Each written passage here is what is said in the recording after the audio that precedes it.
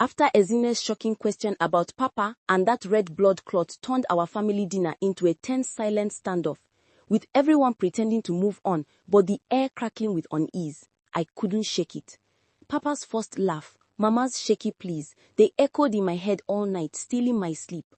If it was just a dream, why did his shadow linger by Ezine's door with that eerie stillness? Why did Mama's eyes dart like she was guarding a secret? By morning, the sun painted the compound in golden streaks, roosters crowing their usual racket, the scent of damp earth rising from last night's rain. But inside me, a storm raged. I had to know the truth. I stepped out early, the grass slick under my sandals, heading toward the well with a bucket when something glinted near Ezine's window. I stopped, my breath catching.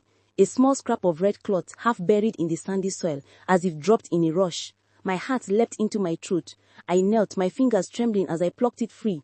It was rough, frayed at the edges, stained with dark crusted patches that reeked of blood, sharp, metallic, like the smell after a slaughter. This was no laundry mistake. It matched Ezine's tail perfectly, the red blood cloth Papa held in his mouth. I turned it over, the dampness clinging to my skin, my mind spinning. Was this proof of her story or some cruel coincidence? Before I could tuck it away, Mama's voice sliced through the morning calm. Chika, what's that in your hand? She stood at the kitchen door, her wrapper tight, her face drained of color like she'd seen a spirit. I held up the cloth, and she lunged forward, snatching it with a gasp, her nails grazing my wrist. Don't you dare speak of this, she hissed, her eyes wild, scanning the compound as if enemies lurked behind the plantain trees. Not your father, not Mama Nkechi, nobody, you hear me? She shoved it deep into her wrapper, her hands quivering, and I saw it, pure terror, not just worry, like she knew this cloth was a key to something deadly. I wanted to demand answers. Why hide it? What did it mean? But her glare silenced me. At breakfast, Papa acted oblivious, humming a high-life tune, slicing his yam with steady hands, while Ezine, undeterred, blurted, Papa, I saw you last night with that red blood clot at my window. Papa's knife paused mid-air, his smile vanishing as he barked. Girl, stop this nonsense before I fetch my cane. But as he left for the market, bag slung over his shoulder, I overheard Mama Nkechi by the gate, her voice loud enough to wake the dead.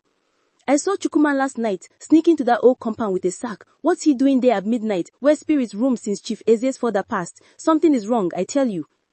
The old compound, overgrown, its walls crumbling, a place kids avoid for fear of ghosts. A sack, my blood chilled. What was Papa carrying? Here's the wild part. As I lingered by the gate, I spotted another red cloth near Ezine's window, larger, bloodier, the stains fresh and wet, the smell stronger, like a fresh kill hidden in a haste. The fabric was heavy, soaked through, and the ground around it was disturbed, as if someone had buried something and fled. Was Papa just a farmer, or was he entangled in a darkness that could shame us all, tied to those red blood clots, to be continued?